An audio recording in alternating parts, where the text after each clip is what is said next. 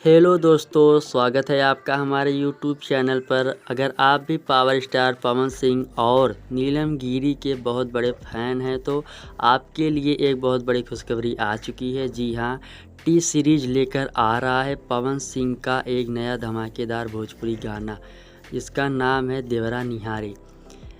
इस गाने का पोस्टर आउट हो चुका है, जिसमें पवन सिंह के साथ बेहद खूबसूरत नीलम गिरी नज़र आ रही हैं। इस गाने को खुद पावर स्टार पवन सिंह ने गाया है। इसका भोजपुरी म्यूजिक प्रियांशु सिंह ने दिया है और लिरिक्स गौतम राय काला नाग ने लिखे हैं। अब बात करते हैं कि यह गाना कब आ रहा है। दोस्तों, कैलेंडर में तारीख नोट कर लीजिए। यह गाना 23 मई को सुबह ठीक 7:15 पे रिलीज होने जा रहा है। नए गाने के लिए कितने एक्साइटेड हैं कमेंट में ज़रूर बताएं और भोजपुरी इंडस्ट्री के ऐसे ही हर छोटी बड़ी अपडेट के लिए हमारे चैनल को सब्सक्राइब करना मत भूलिए।